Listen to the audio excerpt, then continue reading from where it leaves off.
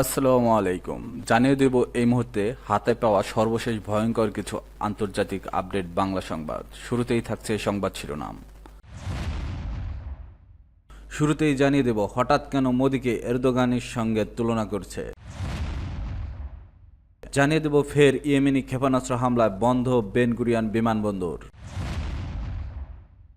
এরপর রয়েছে ইসরায়েলি বোমাবর্ষণের 24 ঘন্টায় আরও 125 ফিলিস্তিনি নিহত। সর্বশেষ থাকছে গাজা পুনর্নির্মাণে অর্থায়নে আহ্বান আরব লীগের। এখন শুনছিলেন সংবাদ শিরোনাম, এবার বিস্তারিত।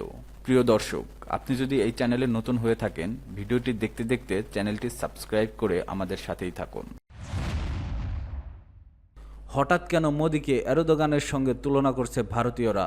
তুরস্কের প্রেসিডেন্ট রিসেপ তাইপের এরদোগানের জন্য চলতি সপ্তাহটা বলতে গেলে দারুণ ছিল। তুরস্কের সশস্ত্র বিচ্ছিন্নতাবাদী আন্দোলনযুক্ত কুর্দিস্তান ও ওয়ার্কস পার্টি নিজেদের ভেঙে দিয়েছে। প্রেসিডেন্ট এরদোগানের আরও ঘনিষ্ঠ হতে থাকা দেশ সিরিয়ার ওপর থেকে নিষেধাজ্ঞা তুলে নিয়েছে মার্কিন প্রেসিডেন্ট ডোনাল্ড ট্রাম্প। ইউক্রেন ও রাশিয়ার মধ্যে শান্তি আলোচনা তুরস্কতে অনুষ্ঠিত হয়েছে। নতুন পোপ শীঘ্রই সেই দেশ সফর করতে চলছে বলে ঘোষণা করছেন। শুধু তাই নয়, তুরস্ক সমর্থিত লিবিয়ার প্রধানমন্ত্রীর ক্ষমতা আরও মজবুত হয়েছে। পাশাপাশি ভারতের বিরুদ্ধে সাহায্যের জন্য এরদোগানকে ধন্যবাদ জানিয়েছে পাকিস্তান। খবর বিবিসি বাংলা। অন্যদিকে ভারতের প্রধানমন্ত্রী নরেন্দ্র মোদীর জন্য গত 2 সপ্তাহ ছিল চ্যালেঞ্জিং। গত 22 এপ্রিল পেহেলগাম হামলার পর 6 ও 7 মের মধ্যবর্তী রাতে পাকিস্তানের বিরুদ্ধে সামরিক পদক্ষেপ নেয় ভারত। এরপর দুই দেশের মধ্যে উত্তেজনা আরও বাড়ে এবং হামলা ও পাল্টা হামলা চলতে থাকে। তারপর দুই দেশের মধ্যে যুদ্ধবিরতির ঘোষণার সময় তারা কৃতিত্ব নেয় মার্কিন যুক্তরাষ্ট্র এবং বার্তা যায় যে যুক্তরাষ্ট্র ভারতকে নির্দেশ দিচ্ছে। ভারত ও পাকিস্তানের সংঘর্ষে তুরস্ক প্রকাশ্যে পাকিস্তানের পাশে দাঁড়িয়েছিল। এই আবহে তুরস্ককে নিয়ে ভারতের সামাজিক যোগাযোগ মাধ্যমে তুমুল বিতর্ক চলছে। আবার ভারত দাবি করছে পাকিস্তান যেন ড্রোন হামলা চালিয়েছে সেগুলো তুরস্কের নির্মিত। এই নিয়ে ভারতীয়দের মধ্যে তীব্র প্রতিক্রিয়া দেখা যায় এবং সামাজিক যোগাযোগ মাধ্যমে তুরস্কের বিরুদ্ধে বয়কটের ডাক ওঠে। রাজনৈতিক নেতারাও এর প্রতিধ্বনি তোলেন। গত বৃহস্পতিবার ভারত জাতীয় নিরাপত্তার উদ্বেগের কথা উল্লেখ করে তুর্কি সংস্থা চেলেবিকে তাদের বিমানবন্দরের কার্যক্রম পরিচালনা করতে নিষেধ করছে, যদিও এই অভিযোগ কোম্পানিটি অস্বীকার করছে। এছাড়া জওহরলাল নেহরু বিশ্ববিদ্যালয়, জামিয়া মিলিয়া ইসলামিয়া এবং মাওলানা আজাদ ন্যাশনাল উর্দু ইউনিভার্সিটি বেশ কয়েকটি ভারতীয় বিশ্ববিদ্যালয় তুর্কি প্রতিষ্ঠানের সঙ্গে একাডেমিক সম্পর্ক স্থগিত করেছে। তবে ভারতের এসব সিদ্ধান্তে তুরস্কের প্রেসিডেন্ট এরদোগানের বিশেষ ভ্রুক্ষেপ নেই বললেই মনে হচ্ছে।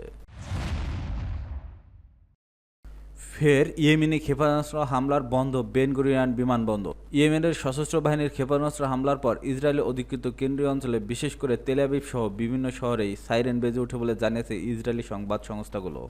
সেই সঙ্গে ইসরায়েলের গুরুত্বপূর্ণ বেন গুরিয়ন বিমানবন্দর বন্ধ ঘোষণা করা হয়েছে। ইয়েমেনি সূত্রগুলো জানায় রোববার 2টি ব্যালিস্টিক ক্ষেপণাস্ত্র নির্দিষ্ট লক্ষ্যবস্তুতে ছোড়া হয় এবং ইসরায়েলি প্রতিরক্ষা ব্যবস্থা সেগুলো প্রতিহত করতে ব্যর্থ হয়। এতে ভয়ে আতঙ্কে ইসরায়েলের সাধারণ মানুষ বাংকার বা আশ্রয়কেন্দ্রে ছুটে যান। এ ঘটনার পর তেল আবিবের বেন গুরিয়ন বিমানবন্দরে সব ফ্লাইট সাময়িকভাবে বন্ধ ঘোষণা করা হয়েছে। ইসরায়েলি কর্তৃপক্ষ জানায় অধিবাসীদের নিরাপদ আশ্রয়ে থাকার নির্দেশ দিয়েছে। ইয়েমেনের হুতি আনসারুল্লাহ গোষ্ঠীর তথ্য শাখার উপপ্রধান নাসির উদ্দিন আমের এক্সে দেওয়া এক পোস্টে জানান, গাজায় ইসরায়েলি আগ্রাসনের জবাবে ইয়েমেনের এমন পদক্ষেপ নিতে বাধ্য হয়েছে। তিনি বলেন, ইসরায়েলি দখলকৃত ভূখণ্ডের সব বিমানবন্দর এখন অনিরাপদ। আন্তর্জাতিক বিমান সংস্থাগুলোর উচিত ইসরায়েলগামী ফ্লাইট এড়িয়ে চলা। নাসিরুদ্দিন আমের হুঁশিয়ারি দিয়ে বলেন, গাজায় হামলা বন্ধ না হলে এবং অবরোধ না তোলা হলে ইয়েমেনি সামরিক অভিযান আরও জোরালো ঘন হবে। তার ভাষায়, ইসরায়েল আরব নেতাদের আহ্বানে সাড়া দেয়নি, এখন তাদের সেই মূল্য দিতে হবে। এই বিস্ফোরণের শব্দ তারা নিজেদের দখলকৃত এলাকায় শুনতে পাবে।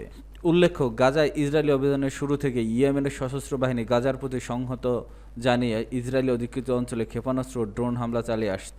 এদিকে ইসরায়েলি বাহিনী অবরুদ্ধ গাজার বোমাবর্ষণ অব্যাহত রেখেছে, যাতে গত 24 ঘন্টায় আরও 125 জন ফিলিস্তিনি নিহত হয়েছেন, যাদের মধ্যে 36 জনকে আহত করা হয়েছে আল মাউসির তথাকথিত নিরাপদ অঞ্চলে।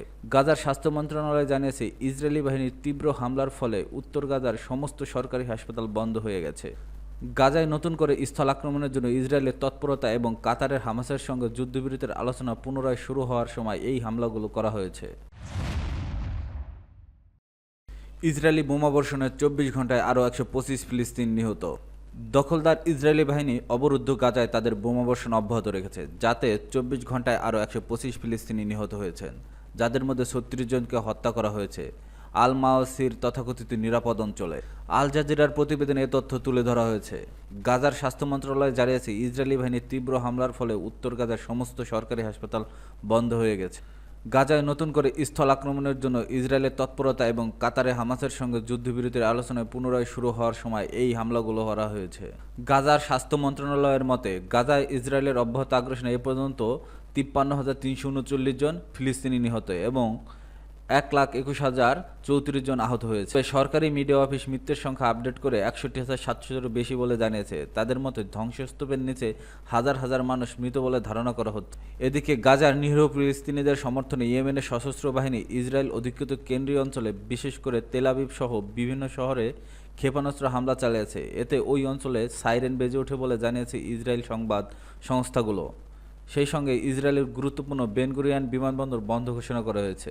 ইয়েমেনের হুতি আনসারুল্লাহ গোষ্ঠীর তথ্য শাখার উপপ্রধান নাসিরউদ্দিন আমের এক্সে দেওয়া এক পোস্টে জানান, গাজার ইসরায়েলি আগ্রাসনের জবাবে ইয়েমেন এমন পদক্ষেপ নিতে বাধ্য হয়েছে। তিনি বলেন, ইসরায়েলি দখলকৃত ভূখণ্ডের সব বিমানবন্দর এখন অনিরাপদ। আন্তর্জাতিক বিমান সংস্থাগুলোর উচিত ইসরায়েলগামী ফ্লাইট এড়িয়ে চলা।